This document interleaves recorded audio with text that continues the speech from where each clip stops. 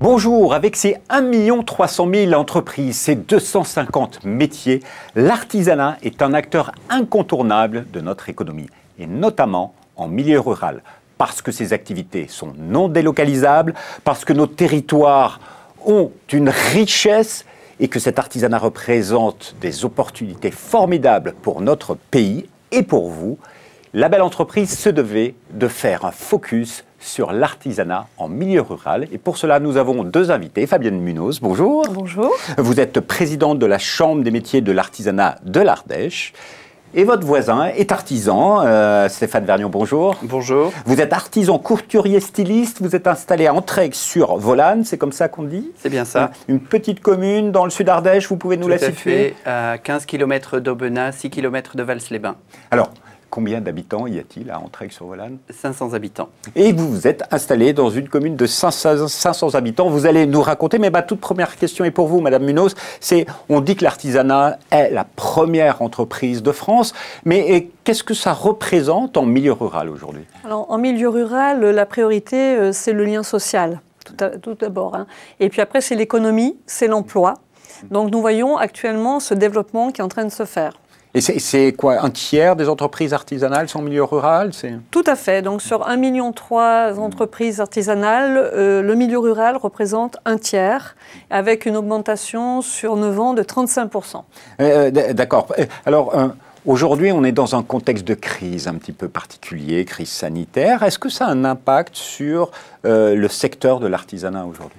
Alors aujourd'hui, à l'heure où je vous parle, il n'y a pas de point négatif. On le voit par rapport aux résultats, même au niveau de l'apprentissage, on a les mêmes chiffres que l'année dernière. Par contre, nous avons des secteurs qui sont plus touchés que d'autres, comme la restauration. Nous avons aussi tout ce qui est le volet. On n'a pas de visibilité pour la fin d'année, donc on peut le comprendre, on est soucieux. Mais aujourd'hui, on ne peut pas dire qu'il y a eu de la grosse casse au niveau de l'artisanat. Parce que pourtant, ce sont des petites entreprises, on dit souvent qu'elles peuvent être fragiles, mais revenons sur la structure des entreprises artisanales. Mais par exemple, dans votre département, racontez-nous, est-ce que vous avez des chiffres à nous donner? Oui, tout à fait. Donc, au niveau de notre département de l'Ardèche, en 9 ans, on a augmenté de 35%. Le profil des chefs d'entreprise a changé, puisqu'aujourd'hui, nous voyons, on fait un constat qu'il y a 70% des chefs d'entreprise qui sont sans collaborateurs. En revanche, nous voyons qu'il y a 76% des entreprises qui tiennent au moins 3 ans. Donc, on voit ce changement, je pense, qui va par rapport à l'évolution de la société. Alors, vous avez augmenté le nombre d'artisans, mais c'est quoi? Ce sont des jeunes qui s'installent? Pourquoi, selon vous? Alors, effectivement, ce sont des jeunes qui s'installent. Je pense que tout ça, c'est dû à la génération. Cette génération XY qui a envie de s'installer. On sait aussi que cette génération va changer plusieurs fois de métier, c'est ce que nous voyons aussi, mais c'est surtout au niveau de la génération et puis aussi au niveau de l'évolution, c'est-à-dire par rapport au burn-out qu'on a vu, par rapport à la Covid. Et là, on voit que les gens changent. Et aujourd'hui, on peut dire aussi que la qualité de vie prime sur la condition financière. Et puis, c'est des métiers qui ont du sens, parce que l'artisanat, c'est des métiers de service, des métiers de création. Donc, j'imagine que plein de gens se reconvertissent ou sont attirés par ces métiers aujourd'hui. Ça a été votre cas, mais il y a quand même quelques temps, c'était en 2013 que vous vous êtes installé, Stéphane Vergnon, en tant qu'artisan. Racontez-nous, comment ça s'est passé? Vous faisiez quoi avant? Tout à fait. Alors, moi, je suis l'exemple type de la reconversion en milieu rural. Je suis originaire de milieu rural, donc originaire d'Ardèche. Et très rapidement, dès l'âge de 18 ans, j'en suis parti. Je suis allé dans de grandes villes. Et quelques années plus tard, une quinzaine d'années plus tard, ça m'a rattrapé. Et j'ai voulu venir me réinstaller en Ardèche, en milieu rural. Voilà. Alors, vous avez ouvert une activité qui est quand même, on va dire, pour un urbain comme moi, improbable. Artisan couturier sur une petite commune de 500 habitants. Absolument, c'est ce qui fait tout son charme. Mais c'est une suite logique de choses. Mes parents, mon père avait un commerce de tissu et ma maman était couturière. Après, c'est pas effectivement une filière que j'ai suivie, mais quand je suis revenu m'installer, il me semblait tout à fait logique de m'installer dans le monde de l'artisanat. Est-ce que ça a été facile de vous installer? Racontez-nous. Voilà. Alors, écoutez, non, absolument pas. Moi, j'ai eu des débuts extrêmement chaotiques. J'ai fait un démarrage, ce qu'on appelle les démarrages en mode garage, c'est-à-dire qu'on démarre dans son garage plutôt que de faire un emprunt et d'avoir une belle boutique. Et puis au fur et à mesure, on développe son activité. Mais grâce à l'accompagnement des chambres de métier, j'ai pu me former et arriver à structurer ma petite entreprise. Alors ça, c'était en 2013, voilà. Un atelier garage. Aujourd'hui... maintenant, j'ai un atelier boutique qui est plutôt bien aménagé, très lumineux, en plein cœur d'un petit village médiéval au milieu des Calades. Et la clientèle, elle est là? Alors la clientèle, elle vient du Grand Sud-Est, on va dire. Elle vient du triangle Lyon, Montpellier, Côte d'Azur. Et j'ai un peu de clientèle locale, mais pas que. J'ai beaucoup de boîtes événementielles dans tout le Sud-Est. Ouais, donc c'est grâce au digital, j'imagine? Alors c'est en partie grâce au numérique. Effectivement, je suis très présent sur les réseaux sociaux. Et maintenant, c'est un peu le message que j'ai envie de faire passer, c'est qu'on peut être en milieu rural, mais grâce aux réseaux sociaux, aux plateformes de vente en ligne, on peut très bien avoir une activité qui peut tourner, même si on est perdu en haute montagne. Les chambres sont là pour aider les artisans. Madame Munoz, justement, voilà, en 2013, il a un petit peu galéré. Hein. Mais quel est l'accompagnement que peut proposer une chambre aujourd'hui? Les choses ont changé? Alors, les chambres de métier, ils ont 4 publics pour l'accompagnement. C'est les jeunes, les territoires, les entreprises, les créateurs, les transmissions. Donc ça, c'est notre rôle à nous, et d'accompagner le mieux possible nos artisans. Alors bien évidemment, il y a des évolutions, il y a des nouveaux dispositifs qui se sont mis en place, pardon. Et donc nous avons tout ce volet numérique aussi qui est très attractif. On parle de guichet unique, expliquez-nous. Alors, je veux créer mon entreprise. Donc j'ai 2 solutions, soit je me déplace, je vais à la chambre de métier, soit je clique CFE-métier au pluriel .fr, et là j'ai toutes les instructions, je suis les informations. Après, c'est envoyé directement à la chambre de métier. La chambre de métier contrôle bien évidemment les informations, et c'est la chambre de métier qui envoie directement dans tous les organismes nécessaires pour être chef d'entreprise. C'est-à-dire que l'installation en tant qu'artisan, créer son entreprise en tant qu'artisan, c'est plus facile aujourd'hui qu'il y a 20 ans? Alors, il y a une évolution, comme je disais, au niveau numérique, mais cette évolution, et d'ailleurs c'est pour ça que le gouvernement est en train de mettre en place des dispositifs, il faut qu'on accompagne ces chefs d'entreprise pour le numérique. Parce que il y a encore, aujourd'hui, comme je vous le disais, ce CFE voilà, c'est compliqué parce que les gens n'arrivent pas à remplir correctement les informations, donc ils reviennent vers la chambre de métier, et tout ce travail après la chambre de métier, justement, il y a des rendez-vous qui sont mis en place pour les accompagner. C'est l'humain. C'est l'humain, c'est ça. C'est l'humain. Mais en même temps, il y a du travail à faire, il y a une formation, et la chambre de métier le fait, des formations sur tout le volet numérique.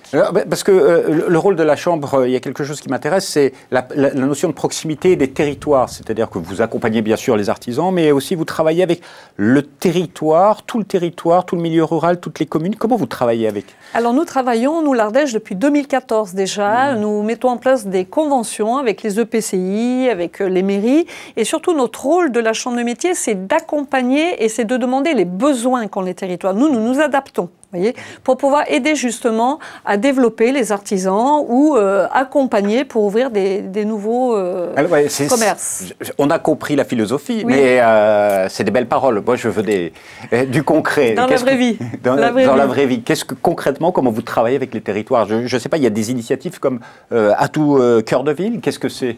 Monsieur Vergniaud. Alors, sur le programme Cœur de Ville, ce sont ces villes qui ont perdu un peu leur commerce en centre-ville, notamment parce qu'il y en a beaucoup qui se sont déplacés en périphérie. Et il y a des villes qui ont maintenant des vacances pour pouvoir se voir installer de nouvelles formes d'artisanat. Et donc, c'est la Chambre qui est acteur de ces installations? Alors, en partie, c'est-à-dire que nous, par exemple, pour vous donner un exemple tout à fait concret, on a signé une convention avec la municipalité d'Aubenas, qui est une ville dans le sud Ardèche, et qui a un local vacant qui pourrait devenir un lieu d'accueil pour, par exemple, les métiers d'art. Voilà. Donc, il y a tout un travail qui est effectué en amont avec un diagnostic de quels sont les besoins justement des métiers d'art, et puis de faire un diagnostic économique pour voir pour vérifier de la faisabilité de ce dispositif. C'est donc en cours, donc j'espère très fort que ce projet verra le jour. Et puis dans un deuxième temps, la Chambre de métier se verra faire le relais auprès des artisans, entre la municipalité et les artisans. Voilà, donc il y a un vrai travail d'anticipation pour aider à l'installation d'artisans, de tous ces services qui peuvent faire revivre une commune et assurer surtout plus de services aux habitants. Est-ce qu'il y a d'autres exemples à citer? Oui, un dispositif qui a été mis en place par la CMA l'année dernière, Ma Ville, Mon Artisan, où d'ailleurs on a remporté le prix. Donc ce prix s'est passé dans la ville plutôt le village de Mayres, puisque en hiver il y a 270 habitants et au niveau l'été c'est multiplié par 3. Donc l'objectif c'était donc le boulanger allait prendre sa retraite. Donc le maire a sollicité la chambre de métier pour regarder ensemble comment on pouvait valoriser et voir ce qu'on pouvait améliorer aussi en service. Donc du coup on a changé de local. Le maire d'ailleurs on a visité avec Stéphane et les membres du bureau de la Chambre de métier l'Ardèche les travaux. Et donc aujourd'hui, et le rôle de la Chambre de métier, c'était de regarder au niveau financier, d'abord, si c'était viable, et deuxièmement, trouver le bon profil du chef d'entreprise. Et c'est ce qui s'est passé. Et aujourd'hui, donc, nous avons un couple qui sont venus du Nord, qui sont installés à Mayres. Et il y a donc des habitants heureux parce qu'ils ont à nouveau du pain. Alors, j'ai bien compris, Stéphane Vergniaud, que vous êtes passé un petit peu de l'autre côté de la barrière. Maintenant, vous faites partie de la Chambre des métiers et de l'artisanat. Alors, vous êtes dans un métier d'art, comme on dit. C'est ça. Et dans le Sud Ardèche, vous travaillez spécifiquement sur ces métiers. Qu'est-ce que vous avez mis en place? Tout à fait. Donc, au sein de la Chambre des métiers et de l'artisanat, je suis le représentant pour la filière des métiers d'art, le représentant métier d'art. Et effectivement, l'Ardèche est un territoire extrêmement fertile pour les métiers d'art. Et alors, l'accompagnement des chambres de métiers se porte principalement en 3 volets, qui sont l'accompagnement, la visibilité et puis la formation. Voilà. Donc, la formation, ça peut comprendre tous les volets, notamment gestion commerciale et numérique. L'accompagnement, ça peut être pour de l'aide à l'installation et puis pour recevoir toutes les aides de la région et les aides étatiques, celles de l'État. Et puis la valorisation, c'est par rapport à la mise en place, notamment en Ardèche, on a la CMA, la Chambre des métiers et de l'artisanat, a travaillé avec la région pour la mise en place, et le département, il ne faut pas que je l'oublie, pour la mise en place de la route des métiers d'art, qui est un dispositif qui recense une centaine d'ateliers, qui a permis aux métiers d'art de se mettre en réseau et d'être visible auprès des institutions et des collectivités. Est un département touristique. Donc voilà, tout un travail qui est mis en place par les chambres pour organiser l'artisanat dans son ensemble, des filières et surtout rompre l'isolement du chef d'entreprise. Ça, j'ai bien entendu, et en milieu rural, visiblement, les solidarités sont fortes. Alors, Madame Munoz, aujourd'hui, en matière d'artisanat, sur le territoire de l'Ardèche, est-ce qu'il y a des opportunités, des affaires à reprendre? Est-ce qu'il y a des métiers qui sont en tension pour les téléspectateurs qui nous écoutent, qui seraient intéressés? Oui, tout à fait. Il y a beaucoup de métiers à reprendre, et notamment, plus particulièrement, aujourd'hui, c'est sur le secteur de la boucherie qui est en recherche. Et après, donc, comme vous l'avez dit très justement, c'est nous qui voyons par rapport au territoire ce qu'il faut comme secteur, afin de ne pas, bien évidemment, faire n'importe quoi et que tout le monde puisse vivre convenablement. Donc, mais c'est surtout le secteur de la boucherie qui recherche en emploi. Voilà, aujourd'hui, c'est le ressenti que nous avons et les demandes que nous avons. Les bouchers charcutiers, j'espère, parce que la charcuterie ardéchoise est très, très bonne. Alors, on arrive vraiment en fin d'émission. J'ai envie de vous poser une dernière question. Madame Munoz, ça nous fait très plaisir d'avoir une femme, présidente de chambre, à nos côtés. Sur les femmes et l'artisanat, c'est pas gagné encore, parce que vous êtes que 25%, un petit peu moins de 25% de femmes dirigeantes. Donc, si nous faisons une petite synthèse, en 1984, nous représentions 11%. Aujourd'hui, en 2020, nous sommes, comme vous le dites très justement, à 24%. Donc, l'objectif, nous étions aussi en mandature 2010-2016 que 9 présidentes. Là, cette mandature, nous sommes 17 présidentes, voire même 19, puisque maintenant, nous avons une présidente de région, l'Île-de-France. Et nous avons aussi, depuis 2010, nos obligations au niveau électoral, où petit à petit, les femmes arrivent.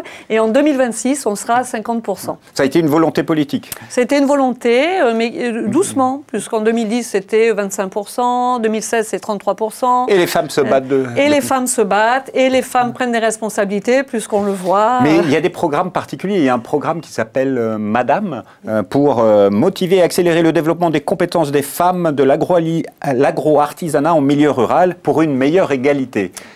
En 2 mots, Alors, en 2 mots, oui, c'est un dispositif qui est mené par CEMA France, et qui a été mis en place par le ministère de l'Agriculture et de l'Agroalimentaire, qui se passe en 3 étapes. Première étape, parce qu'aujourd'hui, on constate qu'il y a quand même 72% un apprentissage de garçons et 22% seulement en jeunes filles. Donc, 3 étapes. Première étape, l'état des lieux.